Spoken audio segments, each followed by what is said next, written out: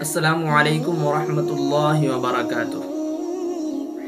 محترم عزیز ساتھیوں، جیسا کہ آپ سب کو معلوم ہے کہ ابھی یہ جو وقف بل 2024 چل رہا ہے، جو سرکار نے یہ نیم لاگو کیا ہے کہ جو بھی ہمارا وقف ہے اس سب کو سرکار اپنے ذمہ کرنے والا ہے، اس لیے یہ رائے بھیجا ہے کہ کتنے مسلمان اس بات پر گواہی دیتے ہیں کہ بھائی نہیں، یہ ہمارا چیز ہے تو ہمارا ہی رہنا چاہیے۔ اگر نہیں رائے ہے تو یہ سرکار اپنا نام کر سکتا ہے۔ جتنے مسجد ہے، مدرسہ ہے، خانقاہیں ہیں، درگاہ ہے، حتیٰ کہ قبرستان ہے، یہ تمام کے تمام سرکار کا ہو سکتا ہے۔ اگر ہم نے سرکار کو اپنا رائے نہیں دیا، ایسا ایک وقت آ جائے گا کہ اپنے مردہ کو قبرستان میں دفن کرنے کے لیے بھی ان کی اجازت کی ضرورت پڑے گی۔ ان کی اجازت کے بغیر ہم مسجدوں میں اچھے سے نماز ادا نہیں کر سکتے ہیں۔ ان کی اجازت کے بغیر مدرسہ صحیح سے چل نہیں سکتا ہے۔ مدرسہ کی نظام بدل سکتے ہیں، مسجدوں کی نماز کی اوقات بدل سکتی ہیں۔ ہمارا ایمان آج اتنا کمزور ہو چکا ہے کہ ہم نے تو مسجد کو چھوڑا ہی، اور جب یہ سب ان کے ہاتھ میں چلا جائے گا تو کیا ہوگا معلوم ہے؟ نماز ہم لوگ تو پڑھیں گے، عمل ہم لوگ تو کریں گے، لیکن وقت وہ کہیں گے اور ان کے اشارہ ہوگا، یعنی وہ حکم چلائیں گے اور ہم اس پر عمل کریں گے۔ میرے بھائی، ایسا حالات آنے سے پہلے اللہ کی طرف لوٹ آؤ اور اللہ کی طرف عبادت میں لگ جاؤ۔ دنیا ہے ہی فانی ہے، ختم ہونے والا ہے، اور وَمَا الْحَيَاةُ الدُّنْيَا إِلَّا مَتَاعُ الْغُرُورِ، اللہ کہتا بھی ہے کہ یہ دنیا دھوکے کی دنیا ہے۔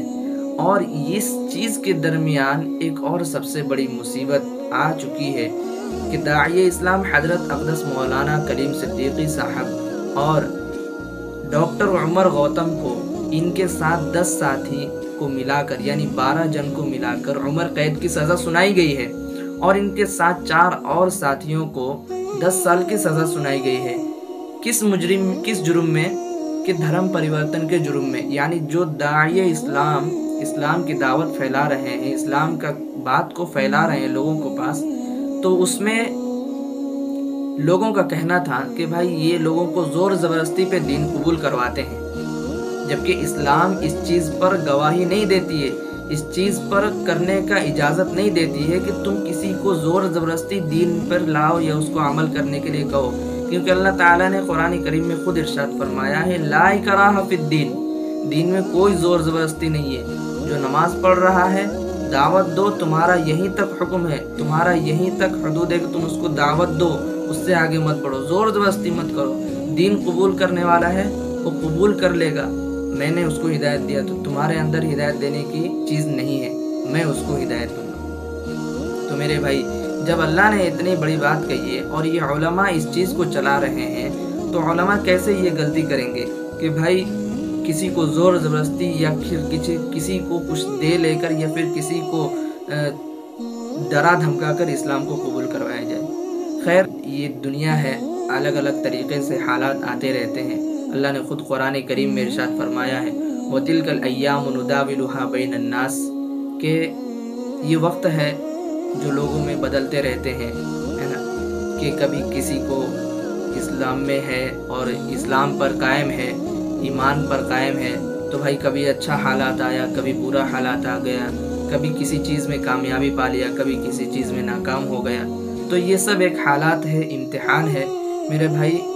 بس اپنا صبر سے کام لینا ہے، ایمان کے اندر رہنا ہے، اور اللہ ہم سب کو بزدلی سے حفاظت کرے۔ ہمارے اکابرین کو یہ ظالم کیا کر رہے ہیں، ہم سے دور کر دے رہے ہیں۔ پہلے تو ہمارا جگہوں کو، یعنی علم کی جگہ کو یہ لوگ ختم کرنا چاہتے ہیں، اس کے بعد دھیرے دھیرے ہمارا ایمان کو انہوں نے پہچان لیا ہے کہ کس حد تک ہمارا ایمان ہے، اور آج ہم کو ان سب چیزوں سے دور کر رہے ہیں۔ میرے بھائی، سب سے یہی دعا ہے، گزارش ہے کہ ہمارے علماءوں کے لیے دعا کیا جائے، اور اللہ سے دعا کیا جائے رو رو کر کے، اللہ ہماری مساجد کی، مکاتب کی، علماء کی، اور اسی طرح جتنے بھی درگاہیں وغیرہ ہیں، سب کے لیے یہی مسئلہ ہے، ختم ہو جائے گا، کچھ باقی نہیں رہے گا۔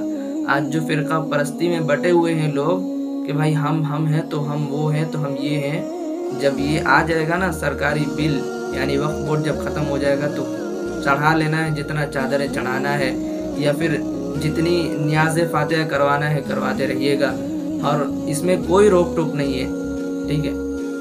باقی اللہ تعالی ہم سب کو اچھے سے اچھے اعمال کرنے کی توفیق عطا فرمائے، اور ہم سب کو دین پر قائم و دائم رہنے کی توفیق عطا فرمائے۔ اللہ ہمارے علماء کی حفاظت عطا فرمائے، آمین ثم آمین۔ السلام علیکم ورحمۃ اللہ وبرکاتہ۔